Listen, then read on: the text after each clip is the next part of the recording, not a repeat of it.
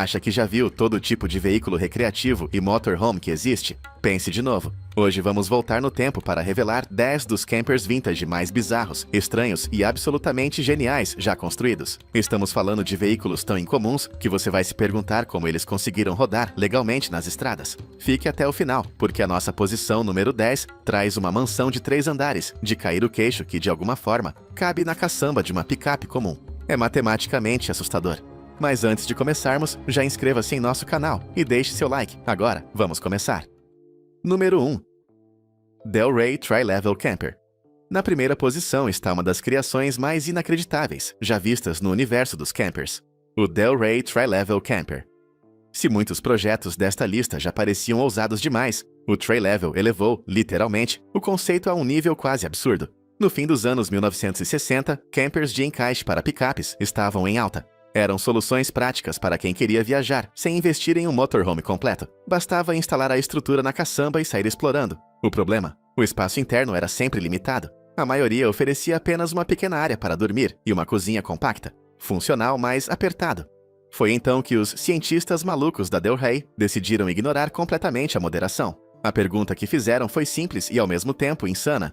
E se construirmos um camper com 3 andares completamente separados? E foi exatamente isso que fizeram. Apresentado por volta de 1968, o Del Rey Tri-Level era um verdadeiro arranha-céu portátil. A estrutura se organizava em 3 níveis distintos. No topo, sobre a cabine da picape, ficava o quarto superior. No nível intermediário, havia uma sala de estar e jantar relativamente espaçosa para os padrões da época. E na parte inferior traseira, rebaixada, ficava a cozinha, com entrada independente pela parte de trás. Era como pegar uma típica casa suburbana em estilo split level e encaixá-la na caçamba padrão de uma picape americana dos anos 1960. Visualmente, o resultado era impressionante e levemente assustador. O camper se erguia muito acima do teto do veículo, criando uma silhueta que chamava atenção de longe. Do ponto de vista arquitetônico, era uma façanha criativa. A distribuição vertical permitia separar ambientes de forma mais clara do que em campers tradicionais. Cada área tinha sua própria função bem definida, algo incomum em estruturas compactas. Mas a falha fatal do Tri-Level é evidente para qualquer pessoa que tenha noção básica de física. Apenas a estrutura do camper pesava cerca de 1.360 quilos. Isso sem contar mobília, equipamentos, água, utensílios e passageiros. As picapes da década de 1960 eram robustas, mas não foram projetadas para sustentar literalmente um prédio de 3 níveis sobre o eixo traseiro. Quando totalmente equipado, o Del Rey Tri-Level colocava uma carga massiva na traseira da picape. O para-choque traseiro frequentemente ficava perigosamente próximo do asfalto, enquanto a dianteira perdia parte significativa do peso de contato. Em situações extremas, os pneus dianteiros mal tocavam o chão com firmeza suficiente. O centro de gravidade era absurdamente alto. Em linha reta, o veículo já exigia atenção redobrada. Em curvas, o risco aumentava drasticamente. Dirigir a 100 km/h com uma estrutura de 3 níveis balançando acima da cabine transformava qualquer mudança de direção em um exercício de coragem. Rajadas laterais de vento podiam fazer o conjunto oscilar de maneira preocupante. Não era apenas desconfortável, era potencialmente perigoso. Número 2. Dodge Travico dominando a estrada. Na segunda posição está um verdadeiro ícone da era de ouro dos motorhomes americanos, o Dodge Travico. Ele não era apenas um veículo recreativo, era uma declaração de independência sobre rodas. Grande, arredondado e impossível de ignorar, o Travico ajudou a redefinir o que significava viajar com conforto na década de 1960. O conceito original foi idealizado por Ray Frank, fundador da Frank Motorhomes, e o homem que de fato cunhou o termo motorhome. Sua visão era clara: criar um veículo que não fosse apenas um caminhão adaptado com uma caixa improvisada, mas uma casa de verdade, construída sobre uma base automotiva robusta e integrada. O Travico representou um salto significativo para a indústria. Ele utilizava uma inconfundível carroceria aerodinâmica de fibra de vidro, moldada em 2 grandes peças, montada sobre um resistente chassi de caminhão da Dodge.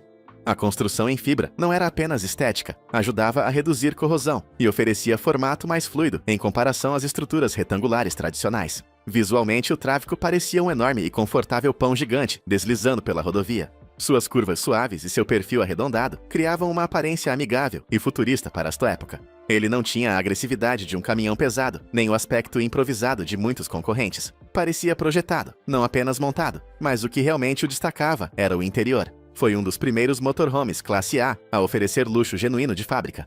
Ar-condicionado montado no teto, vaso sanitário com descarga, cozinha completa com fogão e pia, áreas de estar amplas e acabamento em madeira que lembrava salas residenciais tradicionais. Para muitas famílias americanas, ele representava a possibilidade de cruzar o país sem abrir mão de conforto. No entanto, por trás da aparência elegante e do conforto interno, havia um desafio mecânico inevitável: o peso. Dependendo da configuração, o Travico pesava entre 4.500 e 6.300 quilos. Essa massa considerável transformava a experiência de direção em algo que exigia respeito.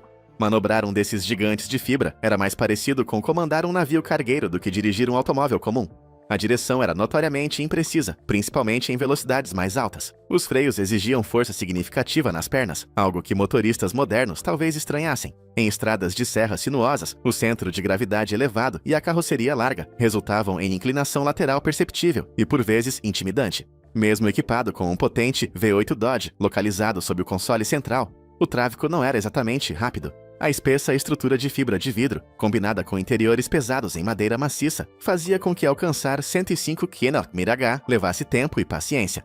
Ele não foi feito para correr, foi feito para viajar. Dirigir um Travico exigia planejamento antecipado, leitura constante da estrada e nervos firmes, características mais associadas a caminhoneiros experientes do que a motoristas ocasionais de fim de semana. Em 1965, um Dodge Travico novo custava cerca de $9.000, valor significativo para a época, mas considerado justo diante do nível de luxo oferecido. Para muitas famílias, era um investimento em liberdade e aventura. Número 3. Boom Bug. Na terceira posição está um dos projetos mais ousados e potencialmente temerários, já publicados para entusiastas do faça você mesmo, o Boom Bug. Ele não saiu de uma grande montadora, nem foi resultado de milhões em pesquisa e desenvolvimento. Pelo contrário, nasceu da criatividade independente e da cultura DIY dos anos 1970. Com algumas centenas de dólares, ferramentas básicas de marcenaria e muita paciência, era possível transformar uma velha Volkswagen Type 2 em algo que parecia um rover lunar saído diretamente de um laboratório espacial. O visual final era angular, agressivo e completamente diferente das linhas arredondadas da Kombi original. O Boom Bug parecia pronto para explorar Marte, ou pelo menos uma trilha enlameada no interior. O conceito era simples na teoria e ambicioso na prática. Os planos instruíam o construtor a desmontar completamente o chassi da VW, até expor o metal estrutural. A partir dali, uma nova carroceria era construída utilizando compensado, espuma de poliuretano e resina de fibra de vidro. A combinação criava uma estrutura leve e com design de cabine avançada, posicionando o motorista mais à frente, quase sobre o eixo dianteiro. O resultado visual era impressionante. O Boom Bug tinha postura elevada, frente inclinada e proporções que lembravam veículos de exploração futuristas. Ele mantinha o motor original Volkswagen na traseira, o que permitia atingir cerca de 105 km/h, número respeitável considerando sua origem artesanal. Mas aqui entra a falha fatal do projeto. O Boom Bug dependia totalmente da habilidade de quem o construía. Diferente de veículos fabricados em ambiente industrial com testes estruturais rigorosos, cada Boom Bug era único. A qualidade variava drasticamente. Como a base da nova carroceria era majoritariamente madeira, a durabilidade e segurança estavam diretamente ligadas ao cuidado do construtor. Se o compensado não fosse perfeitamente selado com fibra de vidro e resina, bastavam alguns dias de chuva para que a estrutura começasse a absorver umidade. O que antes era um rover futurista poderia rapidamente se transformar em uma esponja pesada, inchada e vulnerável a mofo e deterioração. Além disso, em caso de colisão em alta velocidade, a estrutura oferecia proteção extremamente limitada. Enquanto carros modernos utilizam zonas de deformação projetadas para absorver impacto, no Boom Bug, o próprio motorista praticamente se tornava essa zona de deformação. A segurança dependia mais da sorte do que da engenharia. Mesmo assim, o conceito tinha um apelo enorme. Ele oferecia a possibilidade de possuir um veículo de aventura único por um custo relativamente baixo.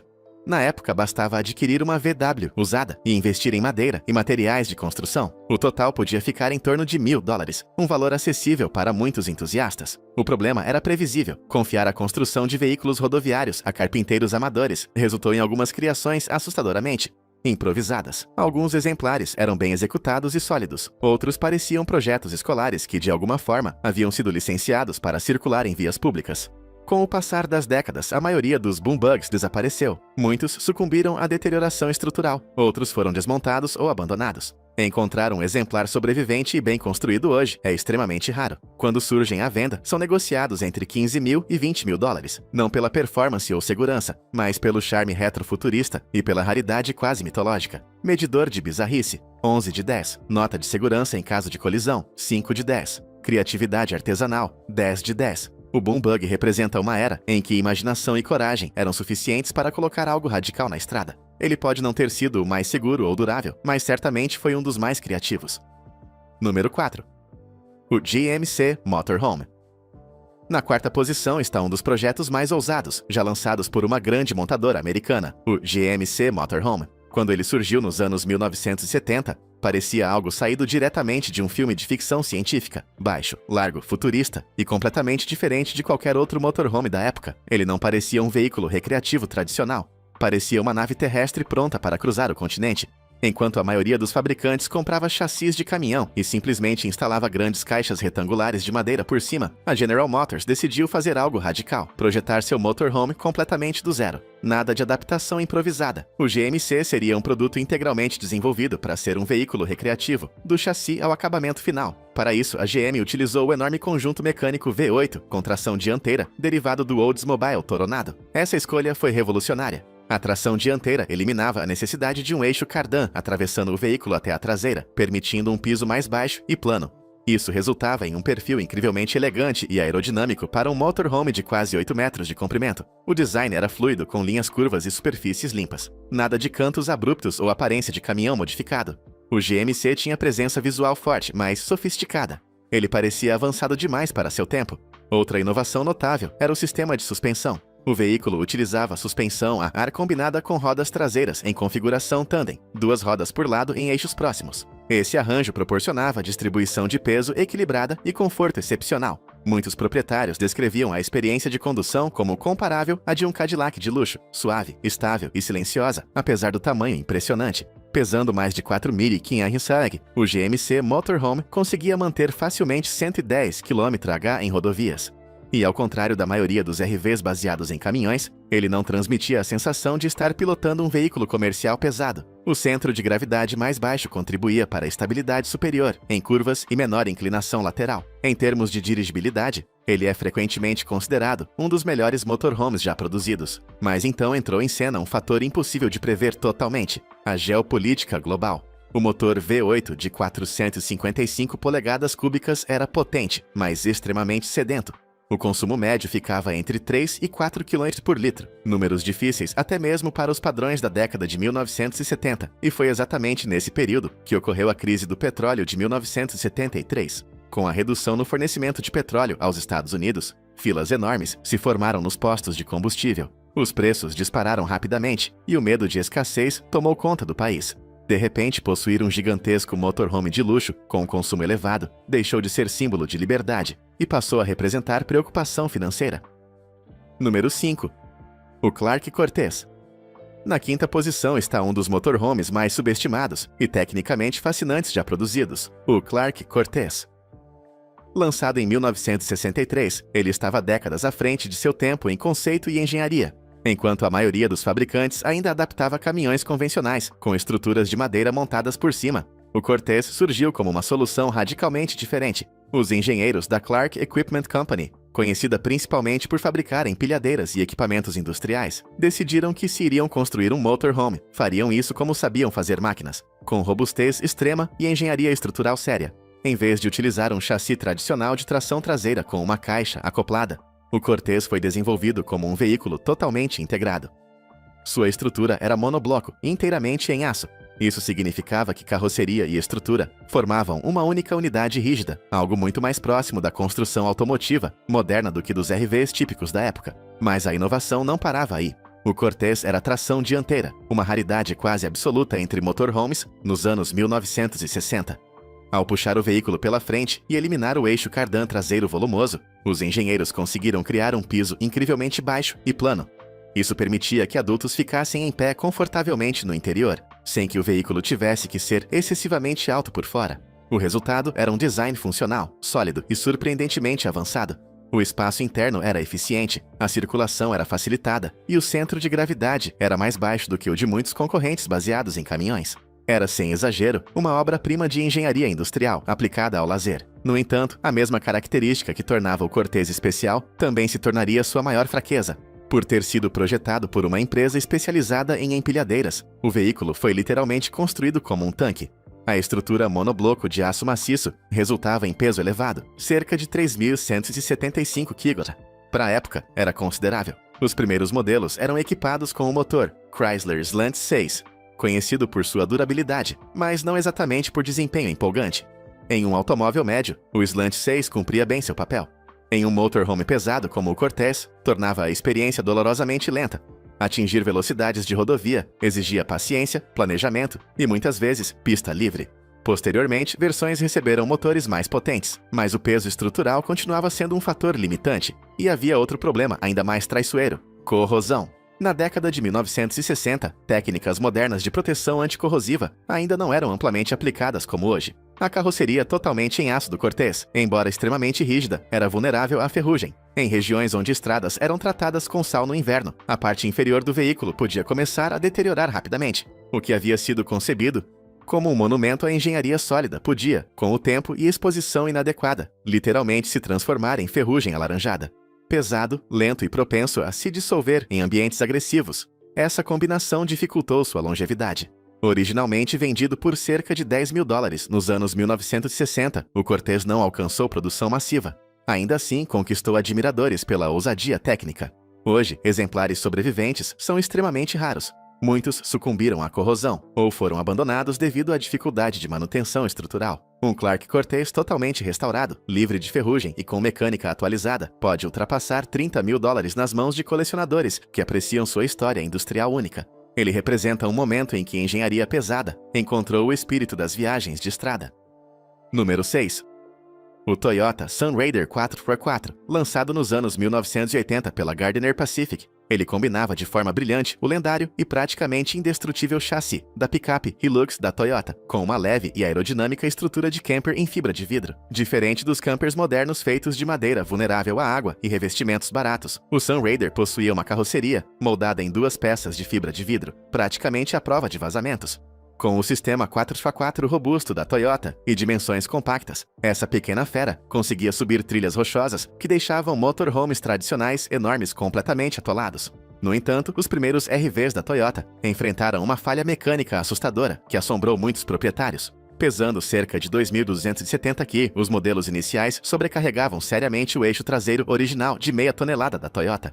Esse eixo vinha com um sistema de rodas duplas falsas, conhecido na comunidade como Fullies.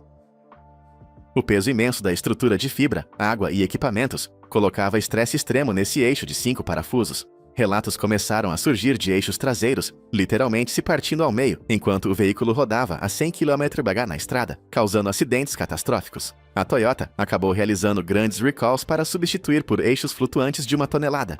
Nos anos 80, um Sunraider novo custava cerca de $20 mil. Hoje, prepare-se para o choque.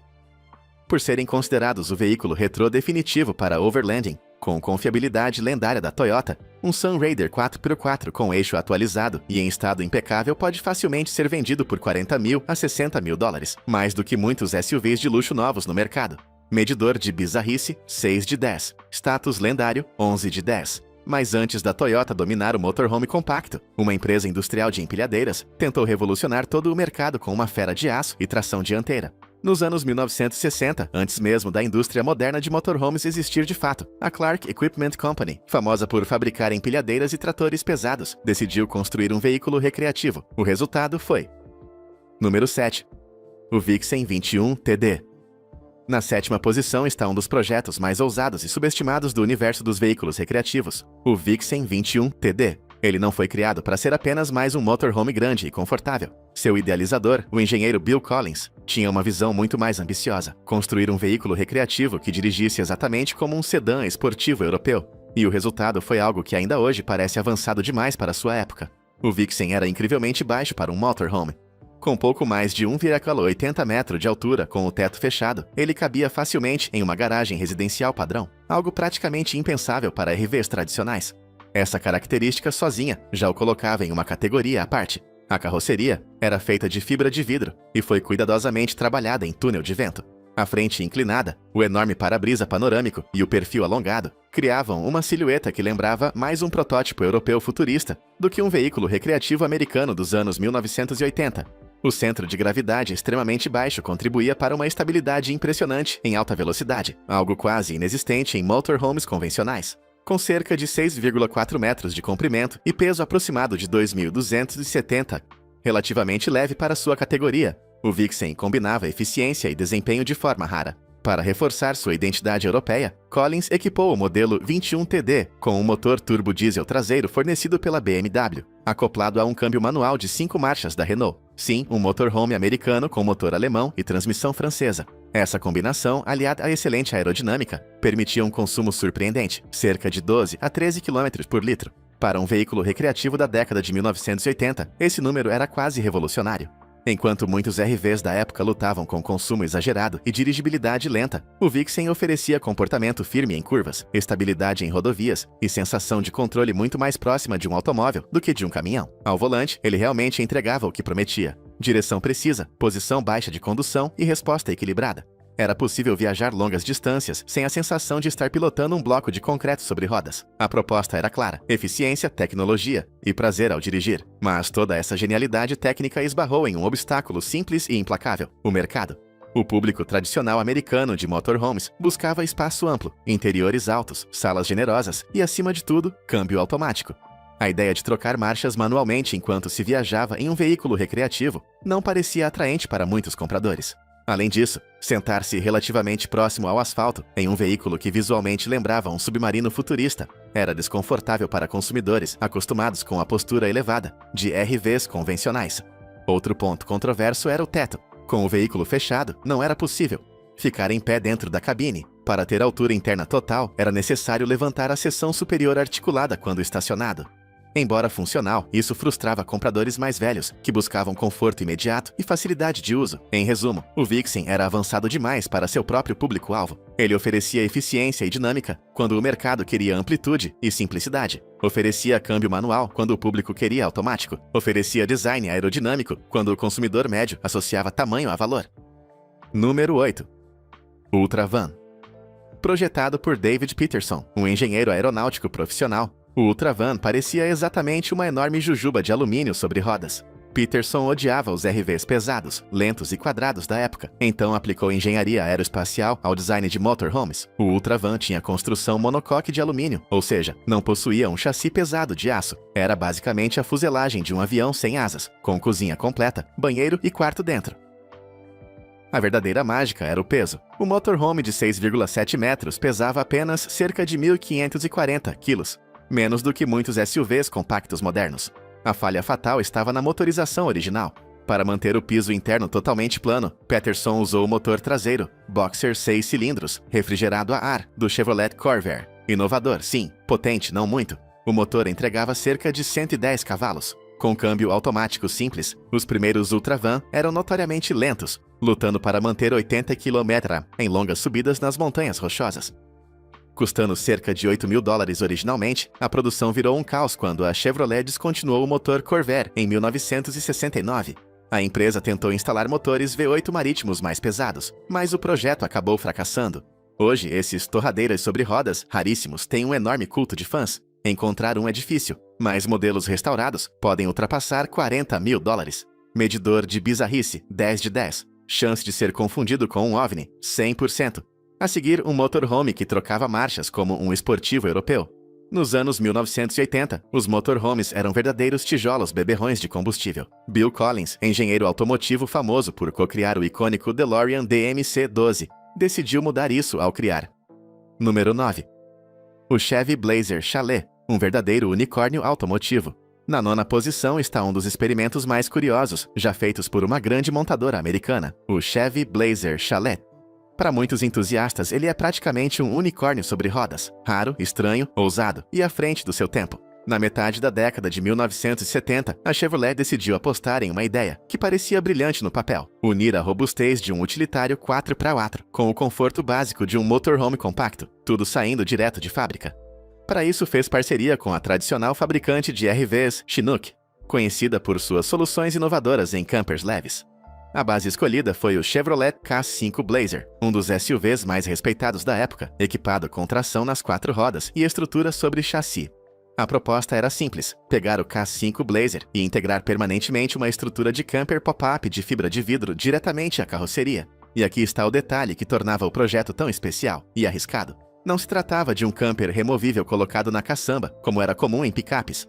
A cabine do motorista e a área de convivência eram totalmente conectadas. Você podia estacionar, girar o corpo e caminhar diretamente para a parte traseira, sem sair do veículo. Lá dentro havia fogão, pia, caixa térmica e espaço para dormir. Era essencialmente um mini motorhome 4x4 de fábrica, algo extremamente raro para a época. A estrutura superior era do tipo pop-up. Quando estacionado, o teto podia ser elevado, ampliando o espaço interno e permitindo que os ocupantes ficassem em pé. Isso tornava o chalé surpreendentemente funcional para viagens curtas, pescarias, acampamentos em trilhas e aventuras fora de estrada.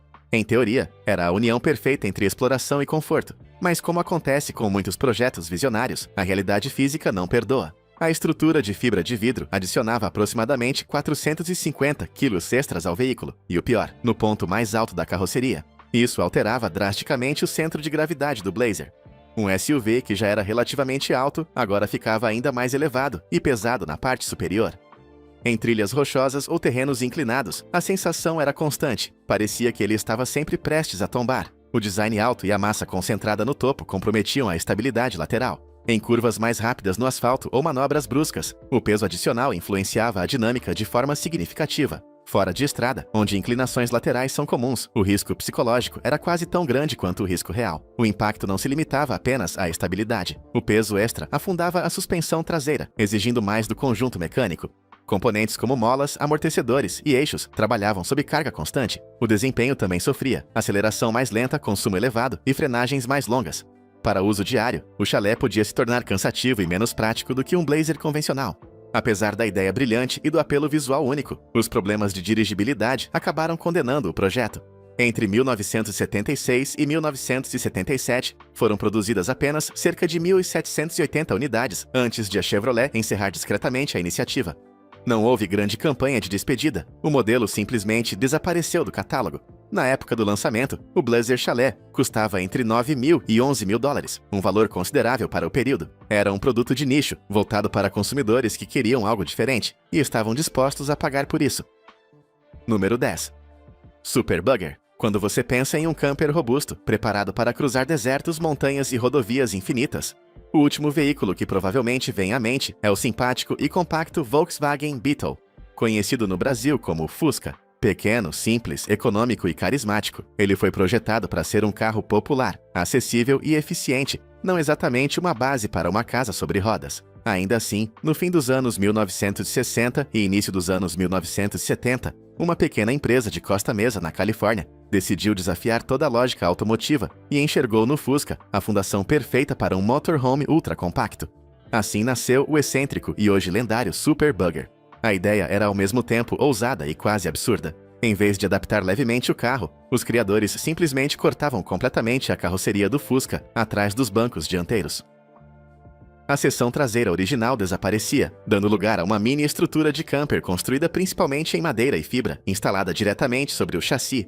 O resultado era algo que parecia metade carro popular, metade cabana móvel improvisada. Visualmente, o Super Bugger parecia um experimento de garagem que ganhou vida. A frente mantinha o rosto clássico e inconfundível do Fusca, com seus faróis arredondados e paralamas curvos. Mas da metade para trás surgia uma caixa elevada e angular, criando um contraste quase cômico entre design europeu compacto e improvisação artesanal americana. Era como se alguém tivesse decidido enxertar um pequeno chalé em um carro urbano. Apesar da aparência peculiar, o interior oferecia o essencial para uma experiência de viagem minimalista. Havia uma pequena pia, um fogão compacto, espaço para armazenamento básico e assentos convertíveis que acomodavam 2 pessoas. Tudo era apertado, mas funcional. Décadas antes da expressão van life se tornar tendência nas redes sociais, o Super Bugger já representava essa filosofia de mobilidade simples e independente. Ele não prometia luxo, prometia liberdade. No entanto, toda essa ambição esbarrava em um detalhe impossível de ignorar: o motor. O Super Bugger utilizava o conjunto mecânico original do Fusca, um motor boxer de 4 cilindros refrigerado a ar que produzia cerca de 60 cavalos de potência, e isso em condições ideais. Em um carro leve, essa potência era suficiente para deslocamentos urbanos e viagens moderadas, mas agora ele precisava mover uma estrutura mais alta, mais pesada e com aerodinâmica semelhante à de um pequeno galpão. A resistência ao vento era brutal. Em rodovias abertas, ventos laterais transformavam o Superbugger em algo próximo a uma vela sobre rodas. Dirigir acima de 80 km/h não era apenas desconfortável, podia ser genuinamente assustador. A estabilidade comprometida exigia atenção constante do motorista, principalmente em ultrapassagens ou em trechos expostos. A situação ficava ainda mais dramática nas descidas. O Fusca original utilizava freios a tambor, adequados para o peso padrão do veículo. Porém, adicionar aproximadamente 225 quilos extras de madeira, estrutura e equipamentos de camper colocava o sistema de frenagem sob enorme estresse. Frear em serras longas deixava de ser apenas uma ação mecânica e se tornava quase um exercício de fé.